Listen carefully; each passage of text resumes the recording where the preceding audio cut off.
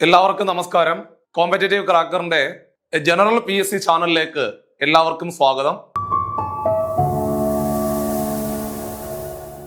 ഞാൻ ഇന്ന് നിങ്ങളുടെ മുമ്പിൽ വന്നിരിക്കുന്നത് നമ്മുടെ വരാൻ പോകുന്ന വില്ലേജ് ഫീൽഡ് അസിസ്റ്റന്റ് പരീക്ഷകൾക്ക് തയ്യാറെടുക്കുന്നവർക്ക് വേണ്ടിയിട്ടുള്ള മാത്സിനകത്തെ മറ്റൊരു റിവിഷൻ ക്ലാസ്സുമായിട്ടാണ് മുമ്പിൽ വന്നിരിക്കുന്നത്.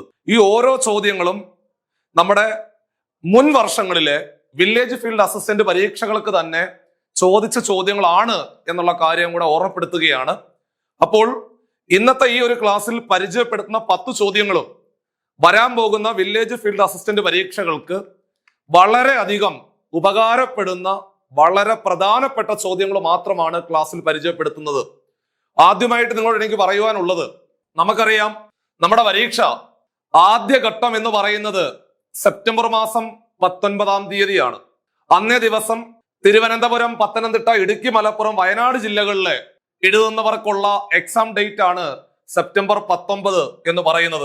മക്കളെ, ആലപ്പുഴ, കോട്ടയം, തൃശ്ശൂർ, കോഴിക്കോട്, കാസർഗോഡ് ജില്ലകളിലുള്ളവർക്ക് ഒക്ടോബർ മാസം 17-ാം തീയതിയാണ് പരീക്ഷ എന്നുള്ള കാര്യം കൂടെ ഓർമ്മപ്പെടുത്തുന്നു. അതേപോലെ കൊല്ലം, എറണാകുളം, പാലക്കാട്, കണ്ണൂർ ജില്ലകളിലെ പരീക്ഷ അപ്ലൈ ചെയ്തിരിക്കുന്നവര് തീർച്ചയായിട്ടും നിങ്ങളുടെ പരീക്ഷ ഒക്ടോബർ 31-ാം തീയതിയാണ് പരീക്ഷ നടക്കുന്നത് എന്നുള്ള കാര്യം കൂടെ ഓർമ്മപ്പെടുത്തുന്നു. ഇതൊക്കെ നിങ്ങൾ ഏത് ജില്ലകളിലാണോ അപ്ലൈ ചെയ്തിരിക്കുന്നത് ആ ജില്ലകളെ വെച്ചിട്ടാണ് നോക്കുന്നത്. നിങ്ങൾ ഏത് ജില്ലയിലുണ്ട് എന്നുള്ളതല്ല, ഏത് ജില്ലയിലാണോ നിങ്ങൾ അപ്ലൈ ചെയ്തിരിക്കുന്നത് ആ ജില്ലകളുടെ അടിസ്ഥാനത്തിലാണ് എക്സാം ഡേറ്റുകൾ വന്നിരിക്കുന്നത് എന്നുള്ള കാര്യം കൂടെ ഓർമ്മപ്പെടുത്തുന്നു. വില്ലേജ് ഫീൽഡ് അസിസ്റ്റന്റ് പരീക്ഷ എന്ന് പറയുന്നത് ഒരു 10ാം ക്ലാസ് നിലവാരത്തിലുള്ള ഒരു പരീക്ഷയാണ്. ഒരൊറ്റ ഒരു പരീക്ഷ മാത്രമേ ഉള്ളൂ.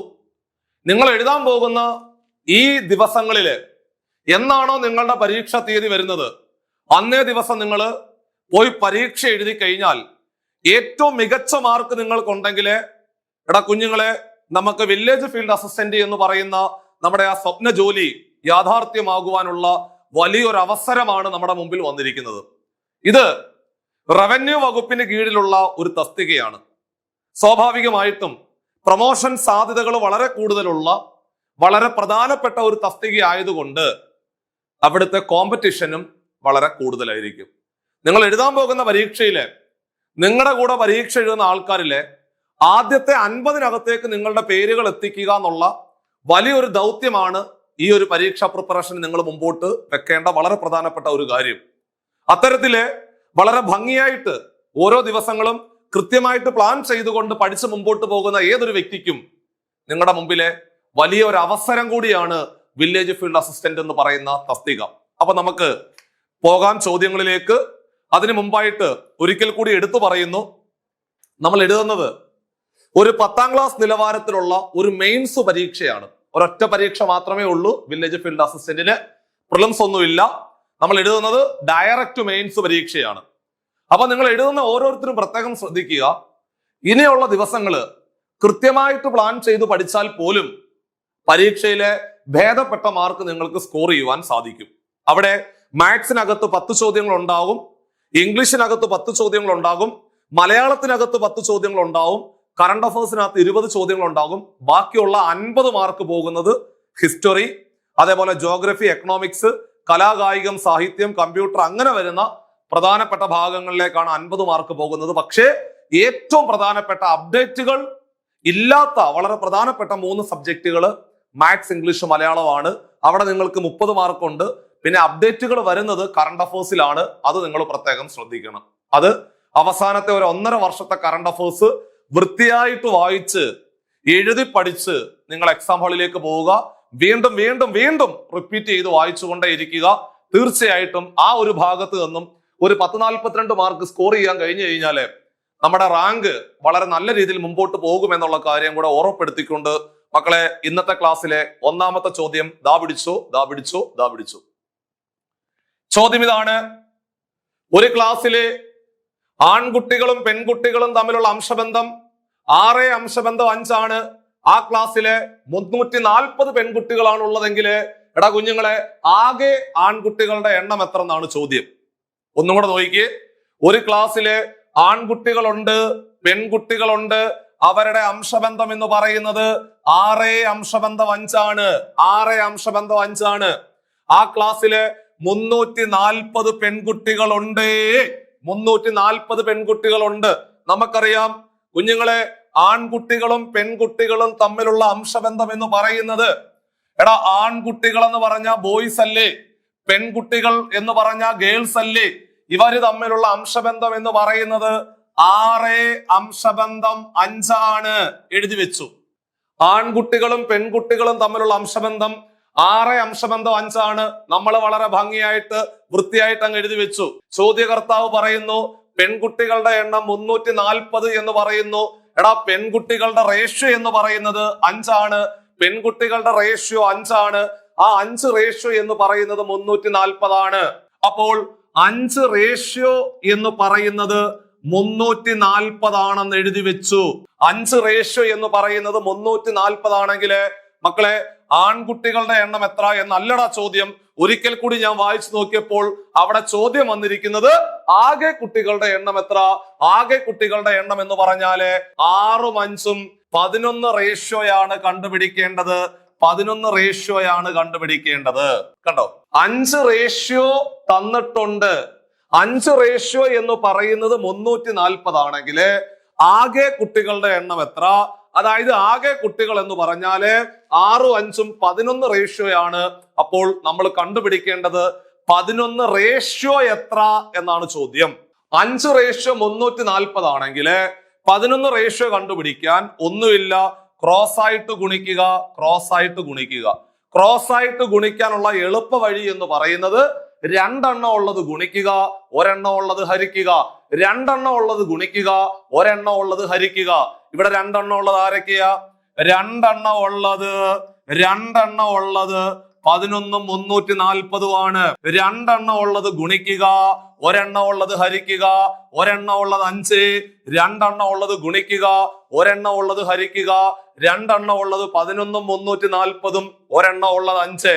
മക്കളെ, താഴെ കിടക്കുന്ന 5ഉം മേളിൽ കിടക്കുന്ന 340ഉം കൂടെ 5 കൊണ്ട് വെട്ടാം. 5 കൊണ്ട് വെട്ടുക എന്ന് പറഞ്ഞ അർത്ഥം 5 കൊണ്ട് ഹരിക്കുക. 5നെ 5 കൊണ്ട് ഹരിച്ചാൽ 1. 340നെ 5 കൊണ്ട് ഹരിച്ചു കഴിഞ്ഞാല് ദാ പിടിച്ചു 6 5 30, ശിഷ്ടം 4, 4 40 ആയിട്ട് മാറി. 8 5 40, 68 എന്ന് വരും. അതായത് 340നെ 5 കൊണ്ട് ഹരിച്ചാല് 68 എന്ന് വരും. ഇനി 68നെ 11 കൊണ്ട് ഗുണിച്ചാൽ നമ്മുടെ ആൻസർ പക്ക. മക്കളെ, 68നെ എല്ലാവരും ഒന്ന് 11 കൊണ്ട് ഗുണിച്ചേടാ. വേണ്ടേ, 1 8 8 6 കൂടെ കൂട്ടിയാൽ 14, ശിഷ്ടം 1, 1 6 6 1 7, 748. മക്കളെ, 748 option B is the right answer. 1 mark നമുക്ക് സിമ്പിൾ ആയിട്ട് കിട്ടി. ഇനി അതല്ല, ആൺകുട്ടികളുടെ എണ്ണം എത്ര എന്നായിരുന്നു ചോദിച്ചിരുന്നെങ്കിൽ സ്വാഭാവികമായിട്ട് നിങ്ങൾ 6 റേഷ്യോയാണ് കണ്ടുപിടിക്കേണ്ടത്. ഇവിടെ ആകെ കുട്ടികളുടെ എണ്ണം എത്ര എന്നാണ് ചോദിച്ചത്. അതുകൊണ്ട് 11 റേഷ്യോ ആണ് കണ്ടുപിടിക്കേണ്ടത്. 11 റേഷ്യോ നമ്മൾ കണ്ടുപിടിച്ചു. നമ്മളുടെ ഉത്തരം എന്ന് പറയുന്നത് option B is the right answer. 1 mark ഭംഗിയായിട്ട് കിട്ടി. ദാ പിടിച്ചോ കുഞ്ഞുങ്ങളെ, രണ്ടാമത്തെ ചോദ്യം.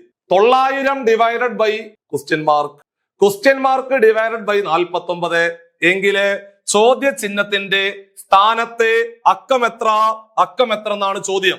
നമുക്കൊരു കാര്യം ചെയ്യാം, ആ ചോദ്യ ചിഹ്നം കിടക്കുന്നിടത്ത് നമുക്ക് വെറുതെ അങ്ങ് എക്സ് എന്ന് കൊടുക്കാം. എടാ ഇത് എക്സ് ആണെങ്കിൽ സ്വാഭാവികമായിട്ടും ഇതും എക്സ് ആയിരിക്കും. ഇനി 2 ഭിന്നസംഖ്യകൾ തുല്യമാണെങ്കിൽ ക്രോസ് ആയിട്ട് ഗുണിച്ചാൽ മതി എന്ന് നമ്മൾ 5ാം ക്ലാസ്സിൽ പഠിച്ചിട്ടുണ്ട്. 2 ഭിന്നസംഖ്യകൾ തുല്യമാണെങ്കിൽ ക്രോസ് ആയിട്ട് ഗുണിക്കുക. മക്കളെ, ക്രോസ് ആയിട്ട് ഗുണിച്ചാല് ദാണ്ടടാ എക്സും എക്സും കൂടെ ഗുണിച്ചാല് എക്സ് സ്ക്വയർ എന്ന് വരും. എക്സും എക്സും കൂടെ ഗുണിച്ചാൽ എക്സ് സ്ക്വയർ എന്ന് വരും. 949 ഗുണിച്ചാട്ടെ, 949 ഗുണിച്ചാട്ടെ. 949 കൂടെ ഗുണിച്ചു. ഒന്നും കൂടെ പറയാം. എടാ എക്സും എക്സും കൂടെ ഗുണിച്ചാൽ എക്സ് സ്ക്വയർ ആണ്. 949 ഗുണിക്കുക. എക്സ് സ്ക്വയറിന്റെ വില ഈ സാധനമാണെങ്കിൽ എക്സ് കണ്ടുപിടിക്കാൻ റൂട്ട് എടുത്താൽ പോരെ. ഒരു സംഖ്യയുടെ സ്ക്വയർ കിട്ടിക്കഴിഞ്ഞാല് ആ സംഖ്യ കണ്ടുപിടിക്കാന് ഇരുവശങ്ങളിലും റൂട്ട് എടുക്കുക. അപ്പോൾ വേണ്ടേ, ഇവിടെ റൈറ്റ് സൈഡ് എന്ന് പറയുന്നത് 900 × 49 ആയിരുന്നു. മക്കളെ, 900ന്റെ റൂട്ട് എന്ന് പറയുന്നത് 30 ആണ്. എടാ 49ന്റെ റൂട്ട് 7 ആണ്. 30നെ 7 കൊണ്ട് ഗുണിച്ചാല് ദേ പിടിച്ചു 210 ഈസ് ദ റൈറ്റ് ആൻസർ. വീണ്ടും 1 മാർക്ക് നമ്മുടെ വെട്ടിയിലോട്ട് വന്നിരിക്കുകയാണ്. വളരെ സിമ്പിൾ ആയിട്ട് നിങ്ങൾക്ക് മാത്സിനകത്തെ 10 ചോദ്യങ്ങളും സിമ്പിൾ ആയിട്ട് ആൻസർ ചെയ്യാൻ പറ്റുന്ന രീതിയിലുള്ള ചോദ്യ പേപ്പർ ആയിരിക്കും നിങ്ങളുടെ മുമ്പിലേക്ക് വരുന്നത്. ചെയ്തു പഠിക്കണം എന്നുള്ള കാര്യം വീണ്ടും ഓർമ്മപ്പെടുത്തുന്നു. ദാ പിടിച്ച 3ാമത്തെ ചോദ്യം. ഒരു സംഖ്യയിൽ നിന്ന് അതിന്റെ 18% കുറച്ചപ്പോൾ 410 കിട്ടിയെങ്കിൽ സംഖ്യ ഏതാടാ കുഞ്ഞുങ്ങളെ എന്നാണ് ചോദ്യം. ഒരു സംഖ്യയിൽ നിന്ന് 18% കുറച്ചപ്പോൾ എല്ലാവർക്കും അറിയാം ഒരു സംഖ്യ എന്ന് പറയുന്നത് 100%. എപ്പോഴും ഒരു സംഖ്യ എന്ന് പറയുന്നത് 100%. ഏതൊരു ചോദ്യം വരുമ്പോഴും സംഖ്യ എന്ന് കേട്ടാൽ 100%, സംഖ്യയുടെ പകുതി എന്ന് കേട്ടാൽ 50%, കാൽ ഭാഗം എന്ന് കേട്ടാൽ 25%, മുക്കാൽ എന്ന് കേട്ടാൽ 75%, സംഖ്യ എന്ന് കേട്ടാൽ 100%. അതിൽ നിന്ന് 18% കുറച്ചപ്പോൾ അപ്പൊ സ്വാഭാവികമായിട്ടും 100%ത്തിൽ നിന്ന് 18% കുറച്ചാൽ എത്ര? നിങ്ങളൊന്ന് ആലോചിച്ച് പറഞ്ഞ് മക്കളെ. 100%ത്തിൽ നിന്ന് 18% കുറച്ചാല് എടാ 81% അല്ലേ? 100ന്ന് 18 കുറയ്ക്കുക. 100ന്ന് 18 കുറയ്ക്കേണ്ടത്. ഒന്നും കൂടെ പറയുന്നു. 100ന്ന് 18 കുറച്ചാല് 10 കുറച്ചാല് 2 വരുന്നത്. പിന്നെ അവിടെ 9 ഉള്ളൂ. 9ന്ന് 1 കുറച്ചാല് 8 വരും. 82 വരും. ഒന്നും കൂടെ പറയാം. ഇതാണ്, ശ്രദ്ധിച്ചു കേട്ടോണം. 100%ത്തിൽ നിന്ന് 18% കുറച്ചാൽ 82% എന്ന് കിട്ടും. എടാ 82% എന്ന് പറയുന്നത് 410 പറഞ്ഞു, എഴുതി വെച്ചു. കണ്ടോ? 100% അതിൽ നിന്ന് 18% കുറച്ചപ്പോൾ അപ്പൊ 100%ത്തിൽ നിന്ന് 18% കുറച്ചാല് 82%. ആ 82% എന്ന് പറയുന്നത് 410 പറയുന്നു, എഴുതി വെച്ചു. കണ്ടുപിടിക്കേണ്ടത് 100% എത്ര എന്നാണ് ചോദ്യം. കണ്ടുപിടിക്കേണ്ടത് 100% കണ്ടുപിടിക്കേണ്ടത്. 82% 410 ആണെങ്കിൽ 100% എത്ര എന്നാണ് ചോദ്യം. ക്രോസ് ആയിട്ട് ഗുണിച്ചാൽ മതി. ക്രോസ് ആയിട്ട് ഗുണിക്കുക, ക്രോസ് ആയിട്ട് ഗുണിക്കുക, ക്രോസ് ആയിട്ട് ഗുണിക്കുക. ക്രോസ് ആയിട്ട് ഗുണിക്കാനുള്ള എളുപ്പ വഴി 2 ഉള്ളത് ഗുണിക്കുക, 1 ഉള്ളത് ഹരിക്കുക. 2 ഉള്ളത് ഗുണിക്കുക, 1 ഉള്ളത് ഹരിക്കുക. മക്കളെ ഇവിടെ 2 ഉള്ളത് 100ഉം 410ഉം ആണ്. എടാ 2 ഉള്ളത് ഗുണിക്കുക, 1 ഉള്ളത് ഹരിക്കുക, 1 ഉള്ളത് 82 വെട്ടിക്കൂ, വെട്ടിക്കൂ. ഈ കിടക്കുന്ന 41ഉം ഈ കിടക്കുന്ന 82ഉം കൂടെ ഒറ്റയടിക്ക് 41 കൊണ്ട് വെട്ടാം, 41 കൊണ്ട് വെട്ടാം. കാരണം ഒരു 41 41, 41 × 2 82 അല്ലേ? അപ്പോൾ 41നെ 82നെയും 41 കൊണ്ട് വെട്ടാം. 41നെ 41 കൊണ്ട് ഹരിച്ചാല് 1 വരും. എടാ 82നെ 41 കൊണ്ട് ഹരിച്ചാല് 82നെ 41 കൊണ്ട് ഹരിച്ചാല് 2 വരും. കുഞ്ഞുങ്ങളെ താഴെ കിടക്കുന്ന 2ഉം മേളിൽ കിടക്കുന്ന 10ഉം കൂടെ 2 കൊണ്ട് വെട്ടാം. 2 കൊണ്ട് വെട്ടുക എന്ന് പറഞ്ഞ അർത്ഥം 2 കൊണ്ട് ഹരിക്കുക. 2നെ 2 കൊണ്ട് ഹരിച്ചാൽ 1, 10നെ 2 കൊണ്ട് ഹരിച്ചാല് 5 വരുവടാ. 5 100ഉം കൂടെ ഗുണിച്ചാല് 500. ഓപ്ഷൻ എ ആയിരുന്നു അതിന്റെ ശരിയായിട്ടുള്ള ഉത്തരം എന്ന് പറയുന്നത്. സിമ്പിൾ ആയിട്ട് നിങ്ങൾക്ക് അടിക്കാൻ പറ്റുന്ന മറ്റൊരു ചോദ്യമാണ് മുമ്പിൽ വന്നത്. എപ്പോഴും ഓർത്തു വെച്ചോണം, ഒരു സംഖ്യ എന്ന് പറഞ്ഞാൽ 100%, സംഖ്യയുടെ പകുതി എന്ന് പറഞ്ഞാൽ 50%, കാൽ ഭാഗം എന്ന് പറഞ്ഞാൽ 25%, മുക്കാൽ ഭാഗം എന്ന് പറഞ്ഞാല് 75% ആണ്. ദാ പിടിച്ചോ 4ാമത്തെ ചോദ്യം. ദാണ്ടേ 2007 ജനുവരി 1 തിങ്കളാണെങ്കിൽ ഫെബ്രുവരി 1 ഏത് ദിവസമാണെന്നാണ് ചോദ്യം. മക്കളെ 2007ന്റെ പ്രത്യേകത 4 കൊണ്ട് പൂർണ്ണമായിട്ട് ഹരിക്കാൻ പറ്റത്തില്ലല്ലോ, ഇല്ലല്ലോ. അപ്പോൾ 2007 4 കൊണ്ട് പൂർണ്ണമായിട്ട് ഹരിക്കാൻ പറ്റാത്തത് കൊണ്ട് അതൊരു സാധാരണ വർഷമല്ലേ? ആണ്. സാധാരണ വർഷത്തിന്റെ പ്രത്യേകത എന്താണ്? സാധാരണ വർഷത്തിന്റെ പ്രത്യേകത ഫെബ്രുവരി മാസത്തിലെ 28 ദിവസങ്ങളല്ലേ കാണത്തുള്ളൂ. അതൊക്കെ നമുക്കറിയാവുന്ന കാര്യമാണ്. അപ്പോൾ എടാ ജനുവരി 1 തിങ്കളാണ്. ജനുവരി 1-ാം തീയതി തിങ്കളാഴ്ചയാണെങ്കിൽ 8-ാം തീയതി തിങ്കളാഴ്ചയല്ലേ? 8 7 15 തിങ്കളല്ലേ? 15 7 22 തിങ്കളല്ലേ? 22 7 29 തിങ്കളല്ലേ? അപ്പൊ 29 തിങ്കളാണെങ്കിൽ 30-ാം തീയതി ചൊവ്വാഴ്ചയല്ലേ? 30-ാം തീയതി ചൊവ്വാഴ്ചയാണെങ്കിൽ 31-ാം തീയതി ബുധനാഴ്ചയല്ലേ? 31 ബുധനാണെങ്കിൽ അടുത്ത മാസം അതല്ലെങ്കിൽ അടുത്ത ദിവസം, അതായത് ജനുവരി 31 കഴിഞ്ഞാല് തൊട്ടടുത്ത ദിവസം ഫെബ്രുവരി 1-ാം തീയതി അല്ലേ? തിങ്കൾ ചൊവ്വ ബുധൻ, അടുത്ത ദിവസം വ്യാഴമല്ലേ? അപ്പോൾ ഉറപ്പിച്ചോ, ഓപ്ഷൻ ഡി ആയിരുന്നു റൈറ്റ് ആൻസർ എന്ന് പറയുന്നത്.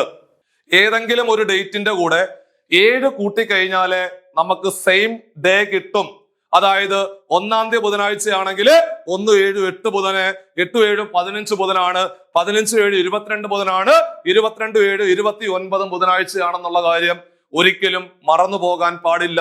ഒരു സാധാരണ വർഷത്തിന്റെ പ്രത്യേകത 365 ദിവസങ്ങൾ മാത്രമേ കാണത്തുള്ളൂ.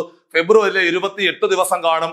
അതിവർഷമാണെങ്കിൽ 366 ദിവസമായിരിക്കും. ഫെബ്രുവരിയിലെ 29 ദിവസങ്ങൾ കാണും.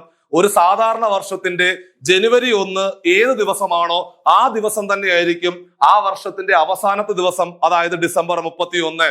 അതിവർഷമാണെങ്കിൽ ജനുവരി 1 ഏത് ദിവസമാണോ അതിന്റെ കൂടെ 1 കൂട്ടുമ്പോൾ ആ വർഷത്തിന്റെ അവസാനത്തെ ദിവസമായ ഡിസംബർ 31 കിട്ടും. അതായത് മക്കളെ 2012 എന്ന് പറയുന്നത് ലീപ് ഇയർ ആണ്. എടാ 2012 ജനുവരി 1 തിങ്കളാണെങ്കിൽ 2012 ഡിസംബർ 31 ചൊവ്വാഴ്ച ആയിരിക്കും. ഒരു ദിവസം നിങ്ങൾ കൂട്ടി പറയണം, അത് ഒരു പോയിന്റ്. അടുത്തത്, ഒരു സാധാരണ വർഷത്തിന്റെ ജനുവരി 1 ഏത് ദിവസമാണോ ആ ദിവസം ആ വർഷത്തിലെ 53 എണ്ണം കാണും. ബാക്കിയുള്ളതെല്ലാം 52 ആയിരിക്കും. എഴുതി വെക്കുക. ഒരു അതിവർഷത്തിന്റെ ആദ്യത്തെ 2 ദിവസങ്ങള് ആ വർഷത്തിലെ 53 എണ്ണം കാണും. ബാക്കിയുള്ളതെല്ലാം 52. വൃത്തിയായിട്ട് ഭംഗിയായിട്ട് പറഞ്ഞ കണക്ഷൻ പോയിന്റുകളെല്ലാം വൃത്തിയായിട്ട് എഴുതി വെക്കുക. നമ്മൾ പോകുന്നു 5-ാമത്തെ ക്വസ്റ്റ്യനിലേക്ക്. ദാ പിടിച്ചോ, ബോർഡ് മാസ്. അപ്പോൾ ബോർഡ് മാസിന്റെ ചോദ്യങ്ങൾ പരീക്ഷയ്ക്ക് ചോദിച്ചാൽ എന്താ നമ്മൾ ചെയ്യുന്നത്? ആദ്യം ആ ചോദ്യത്തിലെ ബ്രാക്കറ്റ് ഉണ്ടോ നോക്കുക. മക്കളെ, ചോദ്യത്തിൽ ബ്രാക്കറ്റ് ഉണ്ടോ? എടാ ബ്രാക്കറ്റ് ഉണ്ടെങ്കിൽ അതാണ് ആദ്യം ചെയ്യേണ്ടത്. അതില്ല. അപ്പൊ അടുത്ത സ്റ്റെപ്പില് പിന്നെ നോക്കേണ്ടത് ഓഫ് എന്ന് പറയുന്ന സാധനം ഉണ്ടോ? ഉണ്ടല്ലോ. അപ്പൊ നമ്മൾ ചെയ്യേണ്ടത് ആ ഓഫ് കിടക്കുന്ന ഭാഗമാണ്. വേണ്ടേ, ഇങ്ങോട്ട് നോക്കിക്കേ, കണ്ടോ, ഇതാണ് ഓഫ്. ആ ഓഫ് കിടക്കുന്ന ഭാഗത്തെ ക്രിയ രണ്ടാമത് ചെയ്യണം. ഓഫ് എന്ന് പറഞ്ഞ അർത്ഥം ഗുണിക്കുക. ഓഫ് എന്ന് പറഞ്ഞ അർത്ഥം ഗുണിക്കുക. അപ്പോൾ വേണ്ടേ 8 × 45 ഡിവൈഡഡ് ബൈ അത്രയും ചെയ്ത് എഴുതി വെച്ചിട്ട് 6 ഓഫ് 3 എന്ന് പറഞ്ഞാൽ 6 ഓഫ് 3 എന്ന് പറഞ്ഞാല് 6നെ 3 കൊണ്ട് ഗുണിക്കുക. ഓഫ് എന്ന് പറഞ്ഞ അർത്ഥം ഗുണിക്കുക, ഗുണിക്കുക, ഗുണിക്കുക. അപ്പോൾ 6 ഓഫ് 3 എന്ന് പറഞ്ഞാല് 6 3 18 മൈനസ് 12 അതുപോലെ എഴുതി വെച്ചു. അതായത് ഓഫ് എന്ന് പറയുന്ന സാധനം ക്രിയ ചെയ്ത് കഴിഞ്ഞു. അടുത്ത സ്റ്റെപ്പില് ഡിവിഷൻ നോക്കുക. വേണ്ടേ, ഡിവിഷൻ താണ്ടേ ഇവിടെ കിടപ്പില്ലേ മക്കളെ? ഡിവിഷൻ അങ്ങ് ചെയ്തങ്ങ് മാറ്റണം. എടാ 45നെ 18 കൊണ്ട് ഹരിക്കട പിള്ളേരെ. 45നെ 18 കൊണ്ട് ഹരിച്ചാട്ടെ. രണ്ടുപേരും 9ന്റെ ഗുണിതങ്ങളാണ്. അതുകൊണ്ട് 9 കൊണ്ട് വെട്ടാം. 45നെ 9 കൊണ്ട് ഹരിച്ചാൽ 5 എന്ന് വരും. 18നെ 9 കൊണ്ട് ഹരിച്ചാൽ 2 എന്ന് വരും. 5/2 എന്ന് വരും. അപ്പൊ നമ്മൾ താണ്ടേ 8 × 5/2 എന്ന് എഴുതി വെച്ചു. താണ്ടേ -12 അതുപോലെ തന്നെ എഴുതി വെച്ചു. അങ്ങനെ മക്കളെ ഡിവിഷൻ കഴിഞ്ഞാല് അടുത്ത സ്റ്റെപ്പില് മൾട്ടിപ്ലിക്കേഷൻ അല്ലെങ്കിൽ ഗുണനം ചെയ്യണം. എടാ ഗുണിക്കുക, ഗുണിക്കുക, ഗുണിക്കുക. 8ഉം 5/2 കൂടെ ഗുണിക്കാൻ പറഞ്ഞാല് ദാണ്ട് ഈ കിടക്കുന്ന 2ഉം ഈ കിടക്കുന്ന 8ഉം കൂടെ 2 കൊണ്ട് വെട്ടാം. 2 കൊണ്ട് വെട്ടുക എന്ന് പറഞ്ഞ അർത്ഥം 2 കൊണ്ട് ഹരിക്കുക. 2നെ 2 കൊണ്ട് ഹരിച്ചാൽ 1, 8നെ 2 കൊണ്ട് ഹരിച്ചാൽ 4 ആണെന്ന് മനസ്സിലായി. അങ്ങനെ 4ഉം 5ഉം കൂടെ ഗുണിച്ചാല് 20 വരും. 20 ന്ന് 12 കുറച്ചാൽ നമ്മുടെ ആൻസർ സെറ്റ്. 20 ന്ന് 12 കുറച്ച് കഴിഞ്ഞാല് എടാ 20 ന്ന് 12 കുറച്ച് കഴിഞ്ഞാല് 8 വരും. 8 എന്നുള്ള ഒരു ഉത്തരം ഇവിടെ ഓപ്ഷൻ അകത്തില്ല. അതുകൊണ്ട് 8 തന്നെയാണ് റൈറ്റ് ആൻസർ. ആ ചോദ്യം സ്വാഭാവികമായിട്ടും ഡിലീറ്റ് ആയി പോയ ചോദ്യമാണെന്ന് ഒരിക്കൽ കൂടി ഓർമ്മപ്പെടുത്തുന്നു. അപ്പൊ നമുക്ക് അടുത്ത ചോദ്യത്തിലേക്ക് പതിയെ പോകാം. അടുത്ത ചോദ്യം എന്ന് പറയുന്നത് വേണ്ടേ, താഴെ കൊടുത്തിരിക്കുന്നവയിൽ ഒന്ന് മാത്രം വ്യത്യസ്തമാണ്, അതേത്? എപ്പോഴും പരീക്ഷകളിൽ കാണുന്നതാണ്. 4 സംഖ്യകൾ തന്നിട്ട് അതിനകത്ത് ഒറ്റയാൻ ആരെന്ന് ചോദിക്കുമ്പോൾ നമ്മൾ ആദ്യം നോക്കുന്ന പരിപാടി എന്ന് പറയുന്നത് അഭാജ്യ സംഖ്യയും ഭാജ്യ സംഖ്യയും തമ്മിലുള്ള ആ ഒരു കോമ്പിനേഷൻ അവിടെ ഉണ്ടോ എന്ന് മാത്രം നോക്കിയാൽ മതി. ഇതാണ്ട് 21 എന്ന് പറയുന്നവൻ ഭാജ്യസംഖ്യയാണ്. 31 എന്ന് പറയുന്നവനെ 31 കൊണ്ടും 1 കൊണ്ടും മാത്രമേ പൂർണ്ണമായിട്ട് ഹരിക്കാൻ പറ്റത്തുള്ളൂ. അതുകൊണ്ട് അവനൊരു അഭാജ്യ സംഖ്യയാണ്. 51 എന്ന് പറയുന്നവന് 3 കൊണ്ട് പൂർണ്ണമായിട്ട് ഹരിക്കാൻ പറ്റും, 17 കൊണ്ട് പറ്റും, അങ്ങനെ പല പല സംഖ്യകൾ കൊണ്ട് പറ്റുമെങ്കിൽ അവന്മാരെ പറയുന്ന പേര് ഭാജ്യസംഖ്യ എന്നാണ്. 81-നെ 3 കൊണ്ട് പൂർണ്ണമായിട്ട് ഹരിക്കാം, 9 കൊണ്ടൊക്കെ പൂർണ്ണമായിട്ട് ഹരിക്കാൻ പറ്റും. അപ്പോൾ നമുക്ക് ഉറപ്പിക്കാം 31 തന്നെയാണ് റൈറ്റ് ആൻസർ. കാരണം ചോദിച്ചാല് ബാക്കിയുള്ളവ ഭാജ്യസംഖ്യകളാണ്.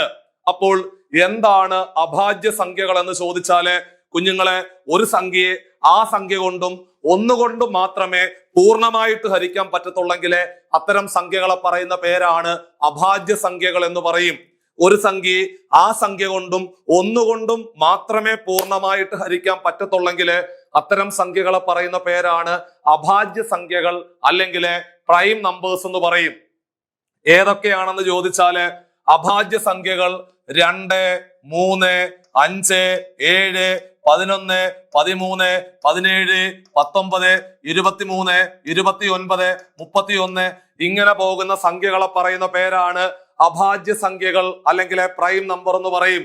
ഏറ്റവും ചെറിയ അഭാജ്യ സംഖ്യ 2 ആണ്. ഏക ഇരട്ട അഭാജ്യ സംഖ്യ 2 ആണ്. ഏറ്റവും ചെറിയ ഒറ്റ അഭാജ്യ സംഖ്യ 3 ആണ്. അഭാജ്യ സംഖ്യകൾ അല്ലാത്തവന്മാരെ പറയുന്ന പേരാണ് ഭാജ്യ സംഖ്യകൾ. ദാ പിടിച്ചു 4, 6, 8, 9, 10, 12, 14, 15, 16, 18 ഇങ്ങനെ പോകുന്ന സംഖ്യകളെ പറയുന്ന പേരാണ് ഭാജ്യ സംഖ്യകൾ അല്ലെങ്കിൽ കോമ്പോസിറ്റ് നമ്പർ എന്ന് പറയും. അങ്ങനെയാണെങ്കിൽ മക്കളെ ഏറ്റവും ചെറിയ ഭാജ്യ സംഖ്യ ഏതാടാ കുഞ്ഞുങ്ങളെ എന്ന് ചോദിച്ചാല് നിങ്ങൾ പറയണം 4 എന്ന് പറയണം. ഏറ്റവും ചെറിയ അഭാജ്യ സംഖ്യ 2 ആണ്. ഏക ഇരട്ട അഭാജ്യ സംഖ്യ 2 ആണ്. ഏറ്റവും ചെറിയ ഒറ്റ അഭാജ്യ സംഖ്യ 3 ആണ്. ഏറ്റവും ചെറിയ ഭാജ്യ സംഖ്യ 4 ആണ്. 1 എന്ന് പറയുന്നവൻ അഭാജ്യമോ ഭാജ്യമോ അല്ല. അഭാജ്യമോ ഭാജ്യമോ അല്ലാത്ത എണ്ണൽ സംഖ്യ എന്ന് ചോദിച്ചാല് കണ്ണും പൂട്ടി അടിച്ചോ, ഉത്തരം 1. അഭാജ്യമോ ഭാജ്യമോ അല്ലാത്ത എണ്ണൽ സംഖ്യ എന്ന് ചോദിച്ചാൽ ഉത്തരം 1. ആദ്യത്തെ 100 എണ്ണൽ സംഖ്യകളിലെ അഭാജ്യ സംഖ്യകളുടെ എണ്ണം 25. ആദ്യത്തെ 100 എണ്ണൽ സംഖ്യകൾ പരിശോധിച്ചാല് അഭാജ്യ സംഖ്യകളുടെ എണ്ണം എത്ര എന്ന് ചോദിച്ചാല് കണ്ണും പൂട്ടി പറഞ്ഞോ 25 പേരുണ്ട്. അതിലെ ഏറ്റവും അവസാനം നിൽക്കുന്നത് 97 ആണ്. അതായത് 100-ന് തൊട്ട് മുമ്പുള്ള അഭാജ്യ സംഖ്യ എന്ന് പറയുന്നത് 97 ആണ്. അതായത് ഏറ്റവും വലിയ 2 അക്കമുള്ള അഭാജ്യ സംഖ്യ എന്ന് ചോദിച്ചാൽ 91. 91 കഴിഞ്ഞാല് പിന്നെ അടുത്ത അഭാജ്യ സംഖ്യ 100 ആണ് എന്നുള്ള കാര്യം കൂടെ ഞാൻ ഈ ഒരു സാഹചര്യത്തിൽ ഓർമ്മപ്പെടുത്തുന്നു. പറഞ്ഞ മുഴുവൻ കാര്യങ്ങളും ബുക്കിനകത്തേക്ക് എഴുതുക. ഏറ്റവും ചെറിയ അഭാജ്യ സംഖ്യ 2, ഏക ഇരട്ട അഭാജ്യ സംഖ്യ 2, ഏറ്റവും ചെറിയ ഒറ്റ അഭാജ്യ സംഖ്യ 3, ഏറ്റവും ചെറിയ ഭാജ്യ സംഖ്യ 4, അഭാജ്യമോ ഭാജ്യമോ അല്ലാത്ത എണ്ണൽ സംഖ്യ 1. ആദ്യത്തെ 100 എണ്ണൽ സംഖ്യകൾ പരിശോധിച്ചാല് അഭാജ്യ സംഖ്യകളുടെ എണ്ണം 25, 25, 25. ഇത്തരം കാര്യങ്ങളെല്ലാം ഓർമ്മയിൽ സൂക്ഷിക്കണം. അടുത്ത ക്വസ്റ്റ്യൻ ദാ പിടിച്ചു. ഒരു സമചതുരത്തിന്റെ വികർണം തന്നിട്ട് വിസ്തീർണം കണ്ടുപിടിക്കാനാണ് ചോദിച്ചത്. മക്കളെ, സമചതുരം എന്ന് പറഞ്ഞാല് കുഞ്ഞുങ്ങളെ സമചതുരം എന്ന് പറഞ്ഞാല് എല്ലാ വശങ്ങളും തുല്യമാണെങ്കിൽ അത്തരം ചതുരങ്ങളെ പറയുന്ന പേരാണ് സമചതുരം അല്ലെങ്കിൽ സ്ക്വയർ എന്ന് പറയും. ഒരു ചതുരത്തിന്റെ എല്ലാ വശങ്ങളും തുല്യമാണെങ്കിൽ ആ ചതുരത്തിനെ നമ്മൾ പറയുന്ന പേരാണ് സമചതുരം അല്ലെങ്കിൽ സ്ക്വയർ എന്ന് പറയും. ഒരു സമചതുരത്തിന്റെ ഒരു വശം എ ആണെങ്കിൽ അടുത്ത വശവും എ ആണ്, ഇവിടെയും എ ആണ്, എല്ലാം എ ആണ്.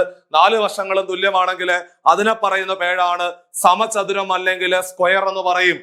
സമചതുരത്തിന്റെ പരപ്പളവ് അല്ലെങ്കിൽ വിസ്തീർണം കണ്ടുപിടിക്കാനുള്ള ഇക്വേഷൻ സമചതുരത്തിന്റെ പരപ്പളവ് അല്ലെങ്കിൽ വിസ്തീർണം കണ്ടുപിടിക്കാനുള്ള ഇക്വേഷൻ എ സ്ക്വയർ ആണ്. സമചതുരത്തിന്റെ പരപ്പളവ് അല്ലെങ്കിൽ ഏരിയ അല്ലെങ്കിൽ വിസ്തീർണം കണ്ടുപിടിക്കാനുള്ള ഇക്വേഷൻ എ സ്ക്വയർ. എടാ കുഞ്ഞുങ്ങളെ, ചുറ്റളവ് കണ്ടുപിടിക്കാനുള്ള equation 4a 4a 4a 4a 4a 4a 4a 4a. അതേപോലെ വികർണം കണ്ടുപിടിക്കാനുള്ള equation a√2 a√2 a√2 a√2. വികർണം കണ്ടുപിടിക്കാനുള്ള ഇക്വേഷൻ a√2 ആണ്. വികർണം തന്നിട്ട് വിസ്തീർണം കണ്ടുപിടിക്കാൻ ചോദിച്ചാല് d²/2 ആണ് ഇക്വേഷൻ. വികർണം തന്നിട്ട് വിസ്തീർണം കണ്ടുപിടിക്കാൻ ചോദിച്ചാല് d²/2 ആണ് ഇക്വേഷൻ. ഇവിടെ വികർണം 20 തന്നിട്ടുണ്ട്. വികർണം തന്നിട്ട് വിസ്തീർണം കണ്ടുപിടിക്കാൻ ചോദിച്ചാല് d²/2 d എന്ന് പറഞ്ഞ 20. 20ന്റെ സ്ക്വയർ എടുക്കുക, ദെൻ 2 കൊണ്ട് ഹരിക്കുക.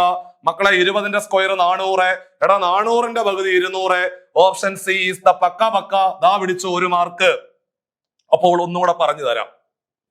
സമചതുരം എന്ന് പറഞ്ഞാല് എല്ലാ വശങ്ങളും തുല്യമായ ഒരു ചതുർഭുജത്തിന് പറയുന്ന പേരാണ് സമചതുരം അല്ലെങ്കിൽ സ്ക്വയർ. ഈ സമചതുരത്തിന്റെ പരപ്പളവ് അല്ലെങ്കിൽ വിസ്തീർണം അല്ലെങ്കിൽ ഏരിയ കണ്ടുപിടിക്കാനുള്ള ഇക്വേഷൻ a² ആണ്. ചുറ്റളവ് കണ്ടുപിടിക്കാനുള്ള ഇക്വേഷൻ എന്താണ്? 4a ആണ്. അതേപോലെ വികർണം കണ്ടുപിടിക്കാനുള്ള ഇക്വേഷൻ a√2 ആണ്.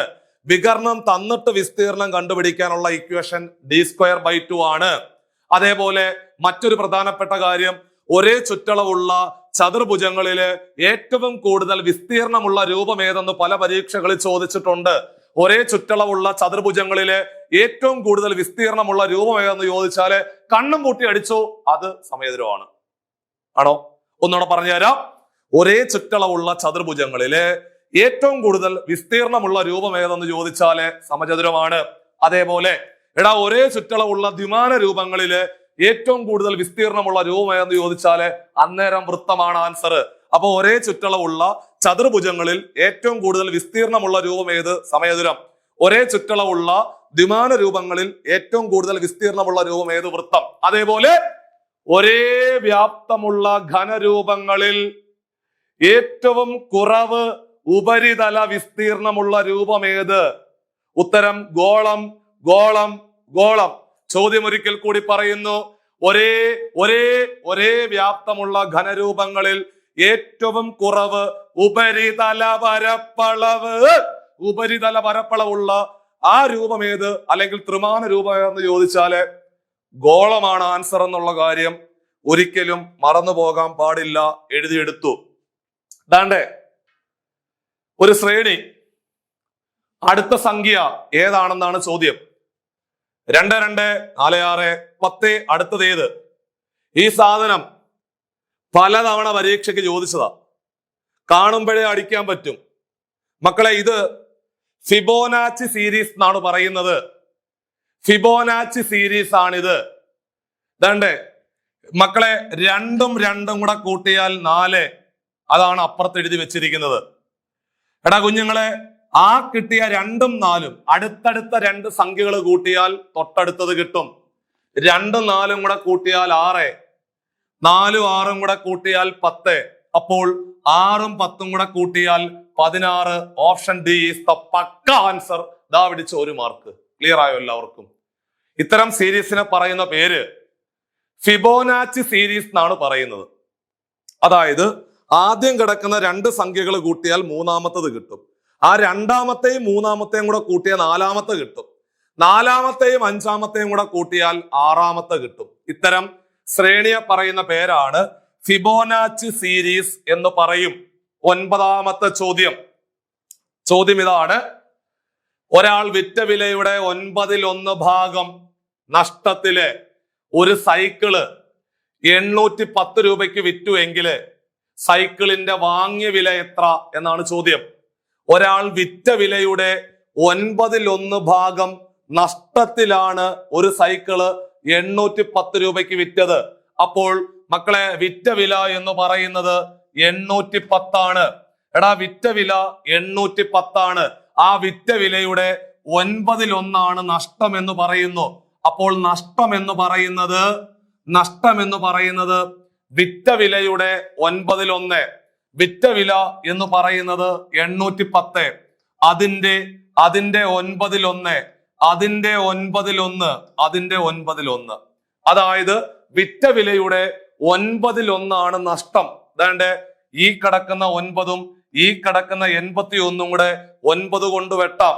9നെ 9 കൊണ്ട് ഹരിച്ചാൽ 1. 81നെ 9 കൊണ്ട് ഹരിച്ചാൽ 9. 9ഉം 0 കൂടെ ചേർത്ത് എഴുതിക്കൂ. ഉത്തരം 90 എന്ന് വരും.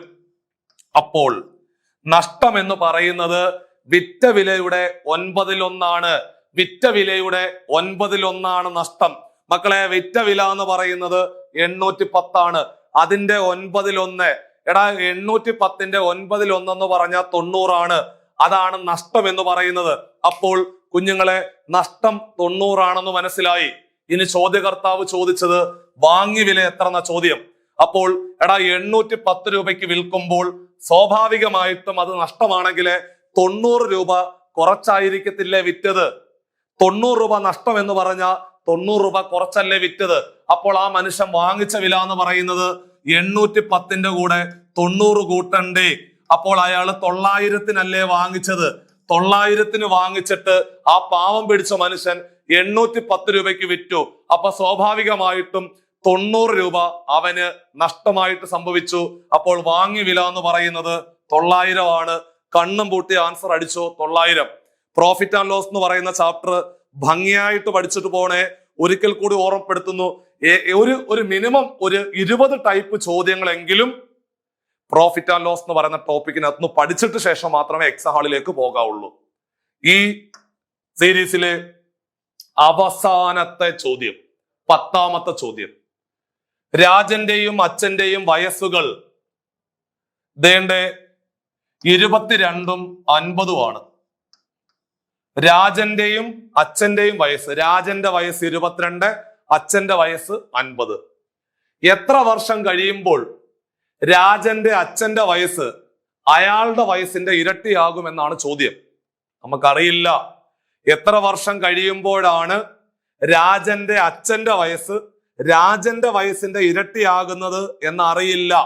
ഇപ്പോഴത്തെ കാര്യം നമുക്കറിയാം. നമുക്ക് ഓപ്ഷൻ എ ആണോ എന്ന് നോക്കാം. ഓപ്ഷൻ എ ആണോ നോക്കാം, നമുക്കറിയില്ല.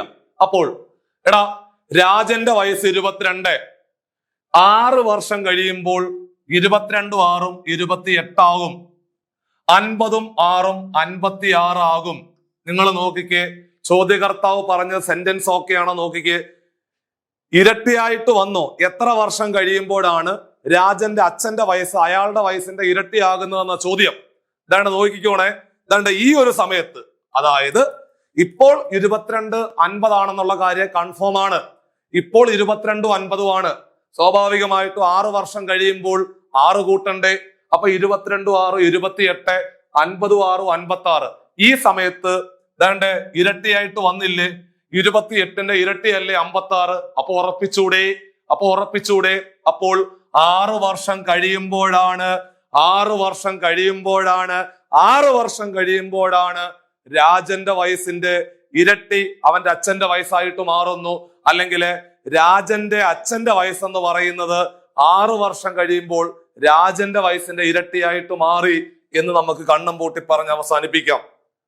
അങ്ങനെ നമ്മൾ ചെറിയൊരു സമയം കൊണ്ട് വരാൻ പോകുന്ന വില്ലേജ് ഫീൽഡ് അസിസ്റ്റന്റ് പരീക്ഷകൾക്ക് തയ്യാറെടുക്കുന്ന നിങ്ങൾക്ക് ഓരോരുത്തർക്കും വളരെ പ്രധാനപ്പെട്ട 10 ചോദ്യങ്ങൾ വളരെ ഭംഗിയായിട്ട് ക്ലാസ്സിൽ പരിചയപ്പെടുത്തിയിരിക്കുകയാണ്.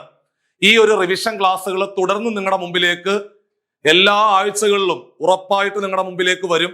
ഇനി ഏതെങ്കിലും ടോപ്പിക്കുകൾ, സാറേ ഇന്ന ടോപ്പിക്കിനകത്ത് നിന്നും ഒരു 10 ചോദ്യങ്ങൾ എടുത്ത് പഠിപ്പിക്കാമോ? പഠിപ്പിക്കാം. അത്തരത്തിലുള്ള സജഷൻസ് എല്ലാം നിങ്ങൾ വീഡിയോയ്ക്ക് താഴെ കമന്റ് ആയിട്ട് രേഖപ്പെടുത്തിയാലേ അത്തരത്തിലുള്ള കാര്യങ്ങളുമായിട്ട് നമ്മൾ മുമ്പോട്ട് പോകും. പരീക്ഷ വരെയും തീർച്ചയായിട്ടും വില്ലേജ് ഫീൽഡ് അസിസ്റ്റന്റ് പരീക്ഷയ്ക്ക് എല്ലാ രീതിയിലുമുള്ള സപ്പോർട്ട് ഞങ്ങളുടെ ഭാഗത്തു നിന്ന് തീർച്ചയായിട്ടും നിങ്ങൾക്കുണ്ടാകും. അതേപോലെ തന്നെ നമ്മുടെ 80ാമത് സ്വാതന്ത്ര്യ ദിനം പ്രമാണിച്ചുകൊണ്ട് നമ്മൾ നിങ്ങൾക്ക് മുമ്പിലെ ഒരു ഓഫർ കൂടി വെക്കുകയാണ്. നിങ്ങളുടെ ആ സർക്കാർ ജോലി എന്ന് പറയുന്ന സ്വപ്നം യാഥാർത്ഥ്യമാക്കുവാൻ, നിങ്ങൾക്കൊരു സ്വാതന്ത്ര്യം കിട്ടുവാൻ, നിങ്ങൾക്കൊരു സാമ്പത്തിക സ്വാതന്ത്ര്യം നേടിയെടുക്കുവാൻ, നിങ്ങൾ ഒരു സർക്കാർ ജോലി എന്ന് പറയുന്ന ആ ഒരു പൊസിഷനിലേക്ക് എത്തുവാൻ വേണ്ടിയിട്ട് സിസിയിലെ എല്ലാ ജനറൽ PSC കോഴ്സുകൾക്കും അതേപോലെ ടെക്നിക്കൽ PSC കോഴ്സുകൾക്കും എല്ലാം 30% ഓഫറോടുകൂടി ഇന്ന് മുതൽ നിങ്ങൾക്ക് കോഴ്സ് പർച്ചേസ് ചെയ്യാം. ഈ ഓഫറിന് ഒരു പരിമിത കാലയളവ് മാത്രമേ ഉള്ളൂ. ഓഗസ്റ്റ് 15-ാം തീയതി വരെ നിങ്ങൾ ഈ സിസിയിലെ ഏത് PSC കോഴ്സുകൾക്കും 30% ഫീസ് ഇളവോടുകൂടി നിങ്ങൾക്ക് കോഴ്സുകൾ പർച്ചേസ് ചെയ്തുകൊണ്ട് മുമ്പോട്ട് പോകാവുന്നതാണ്. സാധ്യതകളെ പരമാവധി പ്രയോജനപ്പെടുത്തണം. നമ്മൾ ഓരോ ഫെസ്റ്റിവലുകൾ വരുന്ന സമയത്ത് ഇത്തരത്തിലെ 10%, 20%, 30% ഓഫറുകൾ കൊടുക്കാറുണ്ട്. അത്തരം സാധ്യതകളെല്ലാം നിങ്ങളുടെ മുമ്പോട്ടുള്ള യാത്രയ്ക്ക് സിസിയുടെ ഒരു സമ്മാനമായിട്ട് കണ്ടുകൊണ്ട് പരീക്ഷകൾക്ക് തയ്യാറെടുക്കുന്നവർക്ക് ഇത്തരം സാധ്യതകൾ പരമാവധി പ്രയോജനപ്പെടുത്താവുന്നതാണ്. കൃത്യമായ ഒരു മെന്റർഷിപ്പോട് കൂടി അടുത്തടുത്ത പരീക്ഷകൾക്ക് നിങ്ങൾക്ക് തയ്യാറെടുക്കാം. വില്ലേജ് ഫീൽഡ് അസിസ്റ്റന്റ് പരീക്ഷകൾക്ക് തയ്യാറെടുക്കുന്നവർക്ക് ഇത്തരം സാധ്യതകളൊക്കെ പരമാവധി പ്രയോജനപ്പെടുത്തിക്കൊണ്ട് അടുത്ത ഒരു ചെറിയൊരു ഗ്യാപ്പ് നിങ്ങൾക്ക് വളരെ സിസ്റ്റമാറ്റിക് ആയിട്ട് ആ ഒരു പോയിന്റിൽ പഠിച്ചുകൊണ്ട് ഈ ഒരു ദൗത്യം നിങ്ങൾക്ക് നേടിയെടുക്കാവുന്നതാണ്. അങ്ങനെ 2027 2028 കൂടി കേരള സർക്കാരിന്റെ ആ നീല ടാഗ് നിങ്ങളുടെ മുമ്പിലേക്ക്, നിങ്ങളുടെ കഴുത്തുകളിലേക്ക് വീഴട്ടെ എന്ന് ആത്മാർത്ഥമായിട്ട് പ്രാർത്ഥിച്ചുകൊണ്ട് ഇന്നത്തെ ഈ വീഡിയോ ഇവിടെ അവസാനിപ്പിക്കുകയാണ്. നിങ്ങളുടെ ഓരോരുത്തരുടെയും സജഷൻ വീഡിയോയ്ക്ക് താഴെ കമന്റ് ആയിട്ട് രേഖപ്പെടുത്തുക. അതനുസരിച്ചുകൊണ്ടുള്ള വീഡിയോ നിങ്ങളുടെ മുമ്പിലേക്ക് വീണ്ടും എത്തിക്കുന്നതാണ്. ബൈ മക്കളെ, വീണ്ടും കാണാം.